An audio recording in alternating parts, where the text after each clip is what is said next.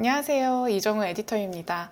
오늘은 지난 영상에 이어서 제가 제주도에서 다녀온 미술관 5곳을 소개해드리려고 영상을 켰습니다. 바로 시작해 볼게요. 첫 번째 미술관은 포도뮤지엄입니다. 젊은 감성에 통통 튀는 현대미술 작품들을 만나볼 수 있는 곳이고요. 만약에 여러분들이 좀 전통적인 페인팅 작품들, 회화 작품들에 감명을 많이 느끼시는 스타일이시라면 조금은 호불호가 갈릴 수 있는 미술관이기도 합니다. 그런데 저는 현대미술에서만 볼 수 있는 독특하고 기발한 아이디어나 기획력들을 좋아해서 흥미로운 작품들이 많다라고 느꼈어요. 전시장 초입부에서 볼 수 있는 2022년작 디파처 보드가 그 현대미술 특유의 아이디어와 기획력을 엿볼 수 있는 작품이었는데요. 이 디파처 보드는 공항이나 여객 터미널에서 출발지 혹은 목적지를 알려주는 안내판을 의미합니다. 작품을 보면 검정색 플립들이 한 글자씩 차르르르 돌아가면서 각각의 단어들을 조합해내는 걸 볼 수가 있는데요. 이 보드에는 기존 디파처 보드처럼 여행지나 목적지가 써져 있는 게 아니라 이민자와 난민들의 이야기를 담고 있습니다. 실제 한국전쟁의 피난민이나 시리아, 우크라이나, 예멘 등 난민들의 이야기에서 발췌해와서 작품을 만들었다고 해요. 독특한 점은 이 작품이 특정한 작가의 작업이 아니라 포도뮤지엄에서 직접 기획하고 제작한 테마 작품이라는 겁니다. 저는 미술관이 작품을 만든 건 이번에 처음 봤는데요. 그 아이디어 자체도 너무 기발한데 미술관이 만든 작품이라는 점에서 작품이 더 흥미롭게 와닿았습니다. 포도뮤지엄이 만든 작품은 이거 하나가 다가 아닙니다. 1층 전시실 후반부로 가면요. 2022년작 그러나 우리가 사랑으로 라는 작품도 만나볼 수가 있는데요. 이 작품 역시 포도뮤지엄이 기획과 제작에 참여했습니다. 지금 진행되고 있는 전시 제목과 같은 이름의 제목인데요. 최수진 작가의 목탄 애니메이션과 나이트 오프의 음악으로 만들어졌습니다. 영상에는 새로운 삶을 찾아서 떠난 사람들의 이야기와 그 땅에 살고 있던 사람들이 낯선 이의 방문으로 느끼게 되는 당황스러움을 그려내고 있습니다. 종종 우리는 정치적인 이유나 경제적인 이유로 본인이 살고 있던 곳을 떠나 살 수밖에 없는 사람들의 이야기를 듣게 되곤 합니다. 하지만 우리는 본질적으로 이 지구라는 하나의 공간에서 함께 살고 있죠. 이 작품 같은 경우에는 바로 이 아이디어에서 시작을 했다고 합니다. 전시장에서는 이 표현을 바다가 땅을 가리기 전 연결된 하나의 돌에 살고 있던 사람들이라고 표현을 하는데요. 그 문장이 참 서정적이고 좋았습니다. 그동안 좀 각박한 사회에서 감성이라는 것을 잊고 살다가 엄청난 감성과 예술 덩어리에 푹 절여져서 나오게 되는 느낌이었어요. 그리고 2층 전시 공간으로 가면 공간을 꽉 채운 삐에로 무리들을 만나볼 수 있습니다. 우고 론디노네의 2016년작 고독한 단어들인데요. 2층에 큰 전시 공간을 삐에로가 띄엄띄엄 채우고 있는 모습입니다. 이들은 모두 27명인데 다 다른 포즈를 하고 있고 어떤 광대는 근육질이고 어떤 광대는 말랐고 어떤 광대는 좀 통통하고 제각기 다 다른 체격을 가지고 있습니다. 또 손이라든지 발의 크기나 덩치 같은 몸의 디테일이 조금씩 달랐고요. 옷의 색깔도 다 다르게 디자인이 되어 있었습니다. 재밌는 점은 우고 론디노네가 이 삐에로 27명에게 각각 다른 이름을 붙여줬다는 점입니다. 낮잠, 한숨, 꿈, 울음, 기억, 방귀, 안다, 바라다 등등 고독의 시간, 혼자 있을 때 우리가 하곤 하는 행동들로 이름을 붙였다고 해요. 미술관에서는 작품에 대해 이렇게 말합니다. 삐에로들의 모습은 근원적 고독에도 불구하고 서로 교감하지 못하는 현대인 같은 모습과 닮아있다. 그럼에도 불구하고 이 고독의 존재들이 한 공간에서 그려내는 풍경도 그 자체로 다채롭고 아름답다.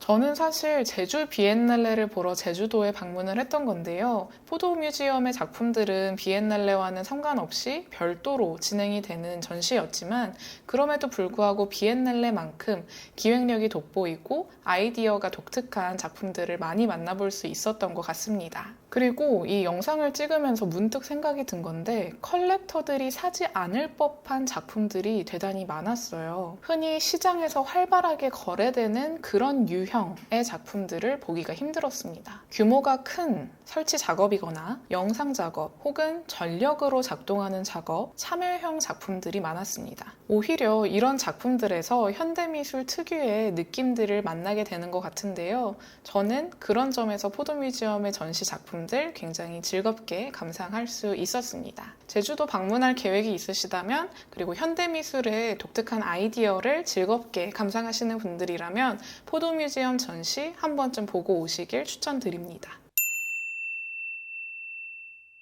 다음으로 제가 방문한 곳은 본태박물관입니다. 본태박물관은 현대미술 작품들 뿐만 아니라 한국의 고미술품, 공예품들을 만나볼 수가 있고요. 또 미술관의 건축을 일본의 대표적인 건축가, 세계적인 건축가라고 불리는 안도 다다오가 설계를 했습니다. 전시관도 5개나 되는데요. 건축뿐만이 아니라 전시실에서 각각 다양한 작품들을 만나볼 수 있기 때문에 굉장히 볼거리가 많은 미술관이라고 할 수 있을 것 같습니다. 저는 사실 3년 전에도 본태박물관을 방문했던 적이 있었는데요. 3년 만에 다시 가서 이번에 좀 감명 깊었던 것은 다름 아닌 전통 공예관의 병풍들이었습니다. 우리가 역사책에서 흔하게 보던 병풍들이 아니라 좀 귀여운 색감의 아기자기한 그림들이 그려진 병풍들이 많았어요. 색감도 한국적인 느낌이 있으면서도 오늘날의 이제 제품으로 출시돼도 상관이 없겠다 싶을 정도로 트렌디해서 대단히 인상적이었습니다. 그런데 전시관을 쭉 돌다 보니까 5관인 기획전시관에서 병풍 특별전을 진행하고 있더라고요. 이 사진 촬영이 불가해서 제가 따로 사진이나 영상을 남기지는 못했지만 아무것도 그려지지 않은 백병풍이라든지 책거리 작업들 같은 흥미로운 작품들이 많았어서 본태박물관을 방문하실 분들이라면 5관 기획전시실도 꼭 살펴보시길 추천드립니다. 현대미술관은 제가 방문했던 3년 전과 작품 리스트가 크게 달라지진 않았던 것 같아요. 그런데 시간이 흐르니까 제가 더 보이는 작품들이 많아졌습니다. 조금 충격적이었던 건 앤디 워홀의 옐로우 카우라고 하는 작품이었는데요. 이 작품의 제작 연도를 알 수는 없었는데 정말 한국적인 노란색 소를 뉴욕에서 활동하던 앤디 워홀이라는 작가가 그렸다는 게 너무 좀 신기하게 와닿더라고요. 이 외에도 쿠사마 야요이의 실크 스크린 작업이라든지 살바도르 달리의 조각 작업, 그리고 피카소, 피에로 보테르의 습작 등도 만나볼 수 있었습니다. 또 백남준 작가의 경우에는 백남준 작품들만 모아둔 방이 있어서 더 좋았어요. 작년에 백남준 탄생 90주년으로 많은 전시가 국내에서 진행이 됐었는데요. 못 오고 오신 분들은 본태에 다녀오셔도 충분할 정도로 다양한 작품들을 볼 수가 있었습니다. 또 이곳 본태박물관의 시그니처죠. 쿠사마 야요이 작품만을 모아둔 3관에도 다녀왔습니다. 여기서는 쿠사마 야요이의 대표적인 노란 호박 조각 작품을 만나볼 수가 있고요. 거울과 조명 그리고 물로 이루어진 무한의 방도 체험할 수가 있습니다. 사실 이 쿠사마 야요이의 노란 호박 조각 작품의 경우에는 국내에도 볼 수 있는 곳이 좀 많아요. 과천에 있는 국립현대미술관이라든지 석파정 서울미술관에도 있고요. 그리고 인천 파라다이스 시티에서도 볼 수가 있습니다. 그런데 이렇게 쿠사마 야요이의 노란색 점들이 가득한 공간에 있는 노란 호박은 아마 본태박물관밖에 없을 겁니다. 그래서 조금 더 색다른 경험을 하실 수 있지 않을까 하는 생각도 들었어요.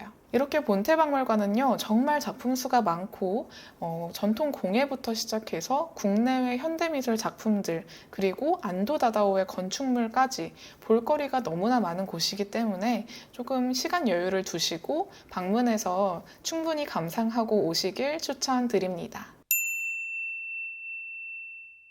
세 번째로 방문한 미술관은 김창렬 미술관입니다. 제가 방문했을 땐 시선 그리고 조우라는 2개의 전시가 진행 중이었는데요. 하나는 곧 끝나고 하나는 이미 끝났습니다. 하지만 그럼에도 불구하고 너무 좋은 작품들을 많이 만나볼 수 있어서 이건 꼭 후기에 남겨야 해 하고 영상을 남겨봅니다. 이곳에서는 김창렬 화백의 작품을 시리즈로 만나볼 수가 있습니다. 재작년에 김창렬 화백이 작고하시고 난 후에 국내외 다양한 경매 국내에서 김창렬 화백의 작품들을 만나볼 수가 있었는데요. 그렇게 우리가 봤던 작품들 뿐만 아니라 단 한 번도 보지 못했던 스타일의 작품들도 만나볼 수가 있었습니다. 바로 1990년작 물방울이었는데요. 김창렬 화백은 물방울 그리고 빛과 또 그림자를 중요한 조형 요소로 다루는 작가입니다. 신문지 위에 그림을 그리게 된 걸 시작으로 문자도 캔버스에 새겨넣기 시작했다고 하는데요. 우리가 알고 있는 천자문을 활용한 물방울 그림들이 이렇게 탄생을 하게 됐습니다. 그런데 이 1990년에 만들어진 물방울 작업은 드물게도 강한 붓질이 들어가 있는 걸 볼 수가 있었어요. 물방울과는 별도로 캔버스의 공간을 차지하고 있습니다. 아마도 조형적인 장치로 활용하신 것 같은데 좀 보기 드문 작업이라 신기했어요. 저는 87년도에 신문지 작업을 하셨던 것들의 연장선이 아닐까 하고 추측을 해봤습니다. 이 외에도 서구 미술을 탐구한 시도들이 엿보이는 작품들도 굉장히 인상적이었습니다. 초현실주의 물방울이라는 작품은 제목이 재밌어서 자세히 살펴봤더니 작품 가운데 네모난 부분만 색감을 달리한 디테일이 있더라고요. 또 현상 넘버원 미국 물방울이라는 작품도 흥미로웠습니다. 김창렬 화백 그림에서 좀 쉽게 볼 수 없었던 밝은 노란색 색감으로 그렸고요. 실에 매달린 듯한 물방울인데 그간 보여줬던 사실적인 물방울과는 거리가 먼 평면적인 물방울입니다. 김창렬 화백의 다양한 시도와 실험의 결과물들을 볼 수 있어서 굉장히 즐거운 감상 경험이었습니다. 그리고 또 좋았던 점이요. 화가의 개인 미술관이라는 그 명성과 입지를 느낄 수 있는 작품들이 많았다라는 점입니다. 작품 사이즈가 굉장히 큼지막한 것들이 많았어요. 대형 작품이 주는 감동은 언제나 크지만 그 중에서도 가장 좋았던 건 1993년작 회귀였습니다. 세로 1.8m, 가로 3.8m의 대작입니다. 천자문과 물방울로 이루어진 두 개의 작품과 물방울로만 이루어진 한 개의 작품을 붙여서 만든 작업이에요. 사실 천자문 그리고 물방울을 활용한 작품은 김창렬 화백 그림에서 많이 찾아볼 수가 있는데요.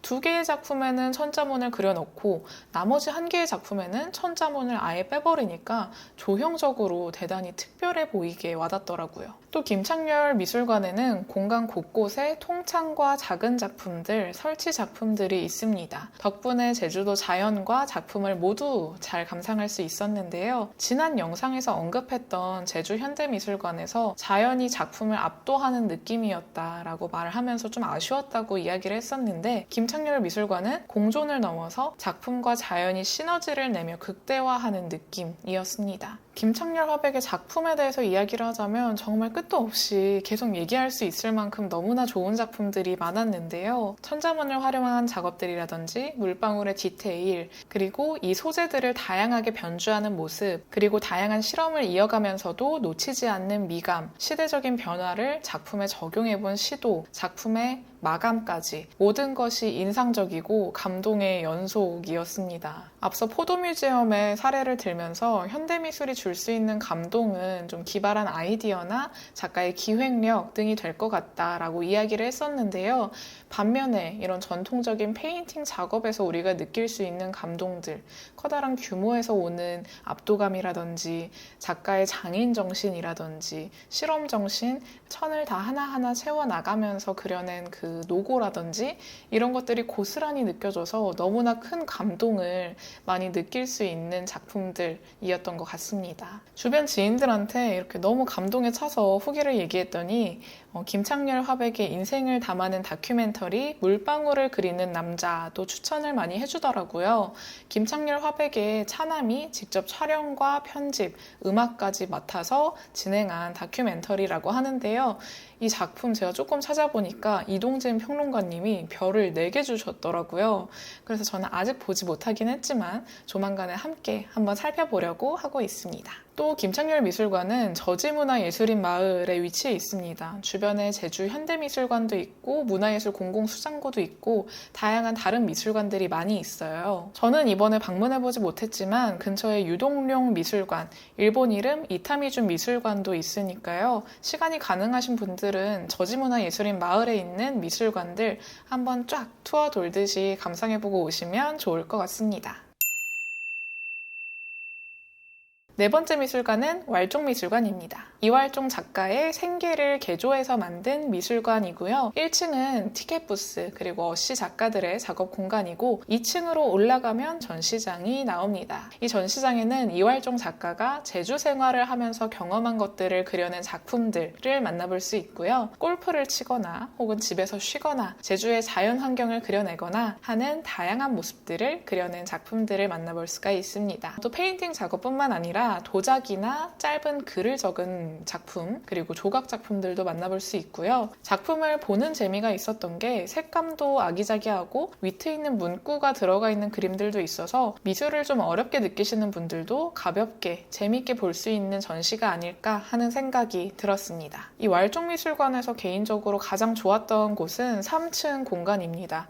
명상실과 작가의 작업실이 위치해 있는 공간인데요. 작업실은 유리로 되어 있어서 들여다볼 수도 있습니다. 3층 공간에는 테라스도 있는데요. 이 테라스에서는 오션뷰와 야자수, 제주도의 느낌이 물씬 나는 풍경을 함께 살펴볼 수가 있습니다. 이 작업실에는 작가가 그림을 그리는 공간도 있지만 이왈종 작가의 취미 중에 하나인 골프채들도 많이 볼 수가 있습니다.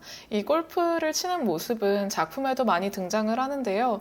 그 모습이 실제로 작가 작업실에 살아있는 모습을 보니까 뭔가 작품을 더 확장되게 더 온전히 이해할 수 있게 되는 느낌도 들더라고요. 작품 속의 화가의 모습 그리고 이 그림을 그려낸 인물의 취미가 함께 공존하는 걸 보면서 작품을 더 입체적으로 감상할 수 있었던 경험이었던 것 같습니다. 마지막 미술관은 이중섭 미술관입니다. 우리나라 최고의 작가로 손꼽히는 분이기도 하지만 사실 이 미술관 자체는 저는 조금은 아쉬웠습니다. 미술관의 인테리어도 아쉬운 부분이 있었는데 작품을 전시하는 방식도 마찬가지였어요. 이건희 컬렉션 대란이 일어나고 나서 삼성가가 기부한 작품들이 이중섭 미술관으로 많이 왔다라고는 하는데 작품에서 오는 큰 임팩트는 없었던 것 같아요. 그래서 그 이유가 뭘까 하고 고민을 해봤는데요. 일단 작품의 크기 자체가 크지 않은 게 첫 번째 이유인 것 같습니다. 그런 말이 있어요. 큰 작가가 되려면 큰 작품을 만들어야 된다. 그러니까 물리적으로 큰 사이즈의 작품을 만들어야 큰 작가, 이름을 알리는 작가가 될 수 있다라는 말인데요. 앞서 살펴본 이왈종 미술관이나 김창렬 미술관에는 규모 자체가 큰 작품이 많아서 작가의 개인 미술관으로서의 어떤 명성이라든지 그 권위를 드러내주는 작업들이 많았다라는 생각이 들었는데 이중섭 미술관의 작품들은 좀 사이즈도 작고 어딘지 습작 같은 느낌의 작품들만 있는 편이어서 그 임팩트가 다소 적었던 것 같습니다. 물론 이중섭 작가의 생애를 생각하면 그렇게 큰 그림을 그릴 수 없을 수밖에 없었던 환경이었긴 하지만 조금이라도 이 전시하는 방식에서 개선을 할 수 있는 여지가 있지 않았을까라는 생각이 좀 들기도 했어요. 두 번째로는 공간의 아쉬움이었습니다. 사실 이중섭 작가는 너무 힘든 생애를 보냈던 걸 우리가 잘 알고 있잖아요. 그래서 큰 규모의 작품들이나 페인팅 작품들, 좀 완성도가 높은 작품들을 발견하기 어려웠다라는 걸 충분히 저도 잘 알고 있습니다. 하지만 이전에 국립현대미술관이나 서울미술관에서 이중섭 작가의 작품을 전시했던 것을 보면 조명의 배치라든지 혹은 바닥의 질감이라든지 배경의 질감, 벽지의 질감 같은 것들을 고려해서 작품을 더 몰입감 있게 감상할 수 있도록 많이 설계를 해두었었는데요. 이중섭 미술관의 작품들은 유리벽 안에 놓여져 있었습니다. 작품을 잘 감상하기에 좋은 환경도 아니었다라는 생각이 들고요. 이중섭 작가가 아니라 누구라도 좀 그 공간에 잘 어울리지 않을까라는 생각이 들었습니다. 왈종미술관이나 김창렬 미술관은 작가의 작품 특성을 미술관이 고스란히 드러내고 그 톤 앤 매너를 가져오는 공간이었다면 이중섭 미술관은 좀 그렇지 못한 공간이었다라는 생각도 듭니다. 하지만 이게 작가 개인에 대한 평가나 작품에 대한 평가로 이어져서는 안 되겠죠. 전시회라든지 공간의 디자인은 작가의 작품을 전달하는 매개체이고 수단일 뿐이지 그 평가의 기준이 되어서는 안 되는 거니까요. 하지만 그럼에도 불구하고 개선의 여지는 있어 보였습니다. 그리고 이런 점에서 참 좋았던 전시를 최근에 서울에서 보고 왔는데요. 바로 마우리치오 카텔란 전시입니다. 이번에도 리뷰를 하려고 사진과 영상을 많이 남겨왔으니까요. 조만간 또 한번 자세한 이야기를 나눠보도록 하겠습니다. 이렇게 제주도에 있는 미술관 5곳에 대한 리뷰를 말씀드렸습니다. 제주도에 이렇게나 좋은 미술관들이 너무나 많이 있습니다. 오늘 영상에는 미처 소개하지 못했지만 유동룡 미술관도 너무나 아름다운 작품들을 감상할 수 있는 곳이고요. 또 수풍석 뮤지엄에서도 뛰어난 건축과 자연 환경을 함께 감상할 수가 있습니다. 제주도 방문 계획이 있으신 분들이라면 오늘 소개해드린 5곳의 미술관 그리고 수풍석, 유동룡 미술관도 함께 살펴보고 방문해보시길 추천드립니다. 오늘 나눈 이야기가 흥미로운 예술 이야기가 되었길 바랍니다. 그러면 다음 마우리치오 카텔란 전시 리뷰로 또 만나요. 안녕.